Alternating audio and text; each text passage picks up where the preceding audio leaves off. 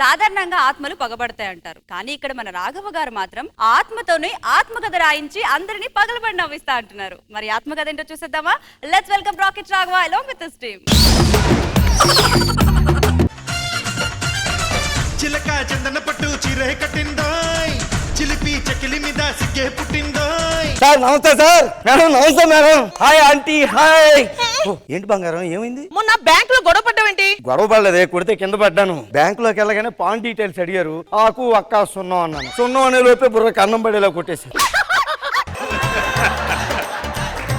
అలా ఏడ్చింది నీ తెలివి. ఏం చేస్తాం, నిన్ను కట్టుకున్నాక నా బుర్ర తగలడింది. నా తలరాత. తలరాత అంటే ఏంటండి? ఇది మనం బంగాళదుంపలు కొన్నప్పుడు పుచ్చి అన్ని పక్కన పెట్టేస్తాం, తిరిగి అయ్యే మనకి సమోసాలో గుర్తుంటాయి. దాన్నే తలరాత అంటారు. అర్థం కాలేదా?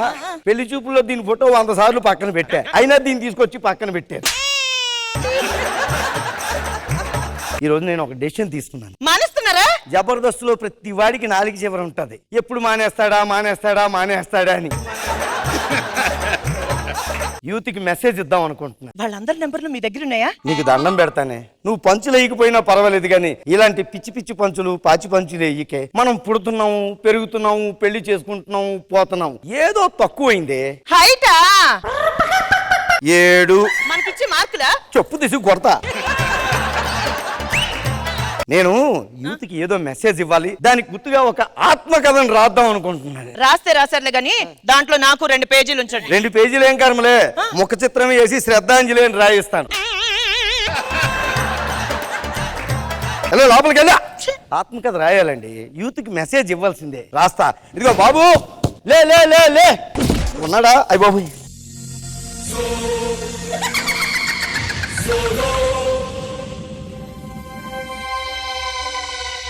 తుకారామని ఈ మధ్య పోయిన ఆత్మ అండి, 3,000 ఇచ్చి పట్టి. గురుగారు నిజంగా మీ స్కిట్లు మెడిసిన్ లో పని చేస్తా అంటే నమ్మలేదండి. నమ్మవు, బలుపు ఎక్కువ కదా నీకు. ఇప్పుడు నమ్ముతున్నానండి. ఎలాగా? అంటే బతుకున్నప్పుడు నిద్ర పట్టడానికి ఓ నిద్ర మాత్రం ఇంకేవండి. ఇప్పుడు మీరు ఎలా స్కిట్ స్టార్ట్ చేయలేదు, నిద్ర అట్టేయింది. నన్ను ఎందుకు పట్టించారు? రాయడానికి. ఆత్మకథ రాయడానికి ఆత్మలు పట్టించారు.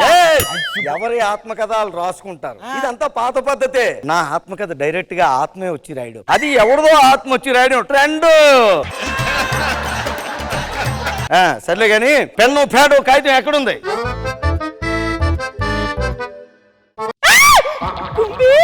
మోసంబి నీకు తెలుసా?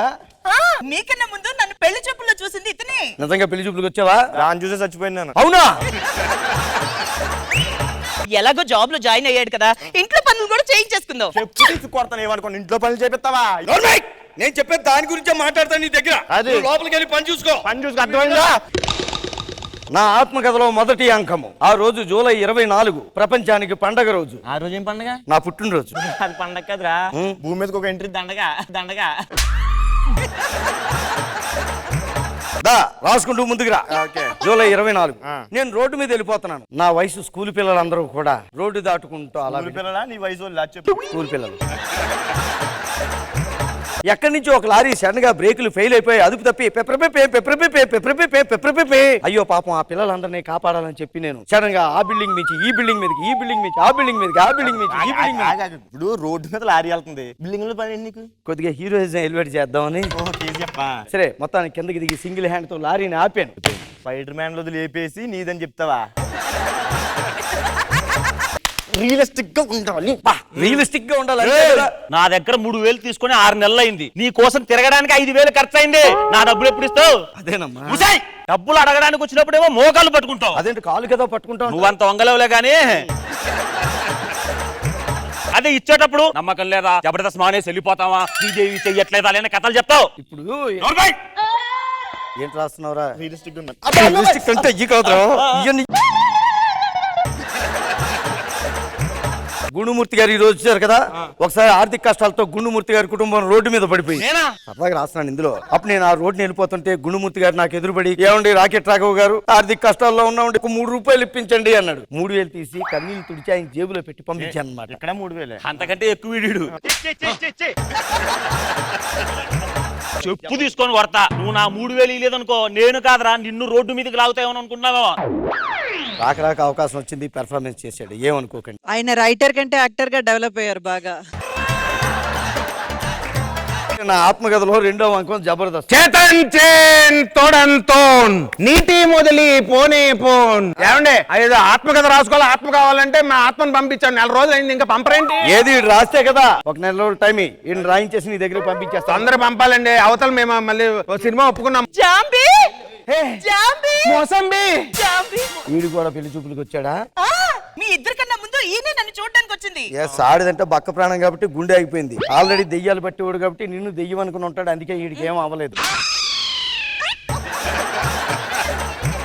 మాకు పెళ్లి అయిపోయింది, హ్యాపీగా ఉన్నాం. నువ్వు లోపలికి వెళ్ళు, నువ్వు కూర్చోవయ్యా. ఆత్మకథ రాయగానే పంపించేస్తుంటాం మేము. తొందరగా రాయి పంపించండి. రాసుకోరా. 2వ అంకం జబర్దస్తులో నా ప్రయాణం. వదిలేసేవారా? ఏముంటది, ఆల్కహాల్ పట్టుకోవడం తప్ప. జబర్దస్త్ లో ఎంతో మంది తూపు లాంటి తురుము లాంటి ఆర్టిస్టులు ఉన్నారు. వాళ్ళు రాకెట్ రాఘవ, నాగి, ఫణి, శాంతి కుమారు, అశోక్. పేరన్నప్పుడు నువ్వు రాసేస్తావు నాకు తెలుసు. అంటే ఆ పేరు చెప్పి కొంచెం వైబ్రేషన్ వస్తాయి వైబ్రేషన్. ఈ రోజు అది మామూలు ఆత్మ కావచ్చు, రేపు సెలబ్రిటీ ఆత్మ. ఈ రోజు రీఫిల్ లా ఉండొచ్చు, రేపు రైఫిల్ లా తయారవుతాడు. జబర్దస్త్ లో తర్వాత ఏమైందంటే కాగితాలు కొంటాం, రాఘవ కాగితాలు కొంటాం. అదేంట్రా పాత కాగితాలు కొంటా ఉన్నారు కదా, రాఘవ గారి కన్నా పాత ఏముందిరా? కాంబీ మోసంబి కాంబీ అర్థమైంది. ఈడు కూడా నీ పెళ్లి చూపులకు వచ్చాడు, అంతే కదా? రే, ఏం రాస్తున్నావురా నువ్వు? ఆఖరి చిత్తు కాగితాలు చేసినాడు కూడా రాకెట్ చేసుకున్నాడు.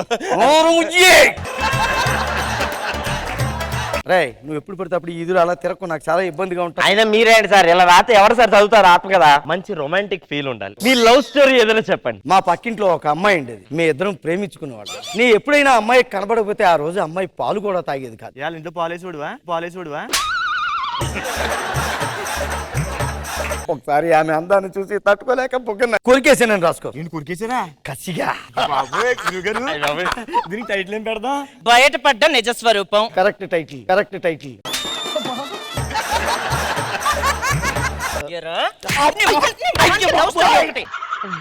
ఏం చేస్తాం, ఆత్మకథ కాస్త ఆవిరైపోయింది. మళ్ళీ నెక్స్ట్ టైం వచ్చినప్పుడు మంచి ఆత్మకథతో మీ ముందుకు వస్తానండి.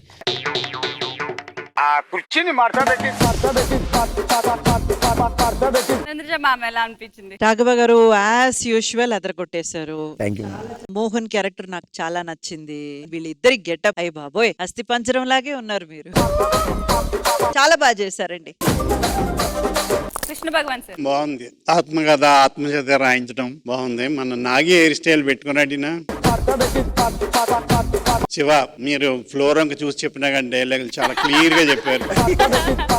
All the best. బాగుంది.